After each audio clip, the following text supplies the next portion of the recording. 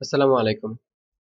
আজকে আমাদের বিষয় হচ্ছে basic principle of raster image in Photoshop. Actually raster image ফটোশপে কিভাবে কাজ করে এই বিষয়ে আমরা একটু কথা বলবো। যদিও আজকে একটু থিওরিটিক্যাল পার্ট, কিন্তু তারপরও আমরা এই জিনিসটা দেখবো, ভালোভাবে বুঝবো, কারণ এটা খুবই ইম্পর্টেন্ট গ্রাফিক্সের জন্য, খুবই ইম্পর্টেন্ট ফটোশপে কাজ করার জন্য। তো শুরু করি।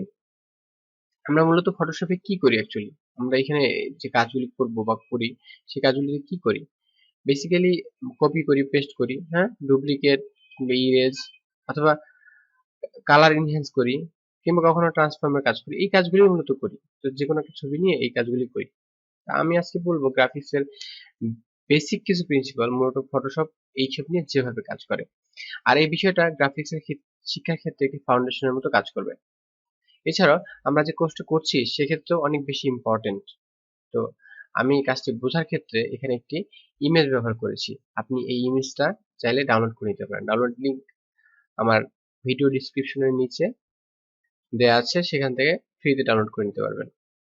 বিভিন্ন ভার্সনে, মিডিয়াম কিংবা লার্জ, বিভিন্ন ভাবে ডাউনলোড করে নিতে পারবেন। তো এবার আসি ছবির দিকে মনোযোগ দিই। সেখানে আহ, এটা একটা রাস্টার ইমেজ। বেসিক্যালি ইমেজ রাস্টার ইমেজ হইতে পারে, ভেক্টর ইমেজ হইতে পারে। ভেক্টর ইমেজগুলির কথা একটু বলি, সেটা হচ্ছে যেমন পিডিএফ বা এআই এক্সটেনশন থাকে, এরকম ছবিগুলো মূলত ভেক্টর ইমেজ হয়। আর রাস্টার ইমেজ কোনগুলো? যেমন জেপিজি বা জেপিইজি কিংবা পিএনজি ইত্যাদি। তা আমি এখানে একটা রাস্টার ইমেজ নিয়েছি। বেসিক্যালি রাস্টার ইমেজ কি? অ্যাকচুয়ালি প্রতিবার যখন আপনি ফটোশপ ছবি খুলেন, যে ছবিগুলো মূলত এইটা প্রত্যেকটাই মূলত রাস্টার ইমেজ। এই রাস্টার ইমেজ নিয়ে মূলত ফটোশপে কাজ করা হয়। আমরা যতবার বিভিন্ন ইমেজ দেখি এই কম্পিউটার, তার বেশিরভাগই রাস্টার ইমেজ। এমনকি আপনি কারণে অকারণে যে সেলফি তুলছেন না, সেটাও একটি রাস্টার ইমেজ। রাস্টার ইমেজের এক্সটেনশন গুলো মূলত এমন হয় যে জেপিইজি, জেপিজি, পিএনজি ইত্যাদি ফাইলের হতে পারে। অনেক বেশি পিক্সেলের সমন্বয়ে রাস্টার ইমেজ গঠিত হয়। যেমন আমি যদি এই ইমেজটাকে একটু যে যদি জুম করে দেখি, হ্যাঁ, জুম করতে হলে অল্টার এবং মাউসের হোভারটা যদি আমি ঘোরাতে থাকি তাহলে জুম হবে। যেখানে আমি কার্সর রেখে ঘোরাবো সেদিকে জুম হবে। দেখুন আমি কিন্তু জুম করতে করতে একদম ভিতরে প্রবেশ করে গেছি। হ্যাঁ, এখন দেখুন যে এখানে রেক্টেঙ্গেল ইয়েতে ছোট ছোট কিছু ঘর দেখা যাচ্ছে।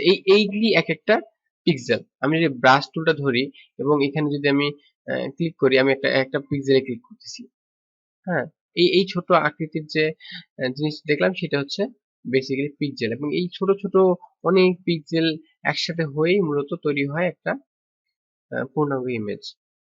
এবং এই প্রত্যেকটা ক্ষেত্রে যখন আমরা এটা ওটার কাজ করি, সাইজ ঠিক করি, কালার ইনহ্যান্স করি কিংবা কোনো কিছু করি, তখন এই পিক্সেল গুলি মূলত চেঞ্জ গুলি করি। আর ফটোশপ আমাদেরকে এই কাজটি করায়। তো এবারে বলি, এই রাস্টার ইমেজ নিয়ে কাজ করার সময় আমাদের কিছু লিমিটেশন মনে রাখতে হবে। এই লিমিটেশন হলে একটা হলো স্কেলিং। হ্যাঁ, যখন ইমেজটিকে স্কেলিং এর মাধ্যমে ছোট আকৃতি দান করি, যদি আমি এটাকে এখন ছোট আকৃতি দান করি, ছোট আকৃতি বলতে আমি বোঝাচ্ছি যেরকম যে আমরা যে স্কেলিং করি, আমি স্কেলিং করার জন্য কন্ট্রোল টি চাপলাম। হ্যাঁ, আপনারা ইচ্ছে করলে এইভাবে ধরতে পারেন। তো ফ্রি ট্রান্সফর্ম কন্ট্রোল টি, অথবা এভাবে কন্ট্রোল টি সরাসরি দিয়ে চাপতে পারেন। এবং এরপরে আমি যদি এখানে শিফট অল্টার চেপে ছবিটিকে ছোট করা শুরু করি, এভাবে স্কেলিং এর মাধ্যমে ছোট করলাম। ওকে, তো তাতে কি হবে? অ্যাপ্লাই করলাম। এতে এতে কি হলো? এই যে যে ছবিটাকে ছোট করলাম, তাতে কি কোনো কিছু চেঞ্জ হয়েছে? হ্যাঁ, হয়েছে। কি হয়েছে? এতে আমরা নির্দিষ্ট পিক্সেল হারালাম। এই ফটোশপ তার নির্দিষ্ট একটা পিক্সেল রিলিজ করে দিল, করে দিয়ে এই ছবিটাকে এই সাইজে নিয়ে আসলো। এবং এই সাইজে নিয়ে আসাতে ছবিটা আরো বেশি স্মুথ এবং ক্লিয়ার দেখা যাবে। হুম, এরকম। তো আহ, এটা হচ্ছে ফটোশপের একটা সিস্টেম, এইভাবে মূলত কাজ করে। এছাড়া আমি যদি আবার এই ছবিটাকে একইভাবে যদি আমি বড় করি, এবং বড় করি কিভাবে বড় করব? আমি যদি এটাকে এর সাইজ চেয়ে বেশি বড় করি, এর যেটা মূলত এর অরিজিনাল ছিল সেই অরিজিনালের চেয়ে যদি বেশি বড় করি, তাহলে ফটোশপ এতে এতে কি করে, ফটোশপ তখন নির্দিষ্ট কিছু পিক্সেল অ্যাড করে দেয় এডিশনালি এই পিকচারটাকে ঠিক রাখার জন্য, সাইজ ঠিক রাখার জন্য। এতে এতে কি হয়, এতে আপনি যখন দেখবেন ছবিটা ছবিটা ঝাপসা হয়ে যায়, এর এজ গুলি দেখবেন ব্লার হয়ে যাবে, এর এজ গুলি ব্লার হয়ে যাবে। তো এইখানে আমি যেটা বলি যে এজন্য রুল অফ থাম্ব হলো যে কখনোই কোনো ইমেজের অরিজিনাল যে সাইজ থাকে সেই অরিজিনাল সাইজের চেয়ে স্কেলিং করে ইমেজকে বড় করা যাবে না, এতে তার কোয়ালিটি নষ্ট হবে। আর এটাই হলো রাস্টার ইমেজের বেসিক প্রিন্সিপাল। তো রাস্টার ইমেজ বোঝার পরে আমরা বুঝবো মূলত যে কোনো আম, ছবি বা পিকচারের ডাইমেনশন বুঝবো, এর রেজুলেশন, সাইজ, এগুলি আমরা বুঝবো। তো এগুলি আমরা ধীরে ধীরে নেক্সট ক্লাসে আলোচনা করব। তো সে পর্যন্ত ভালো থাকুন। আল্লাহ হাফেজ। আসসালামু আলাইকুম।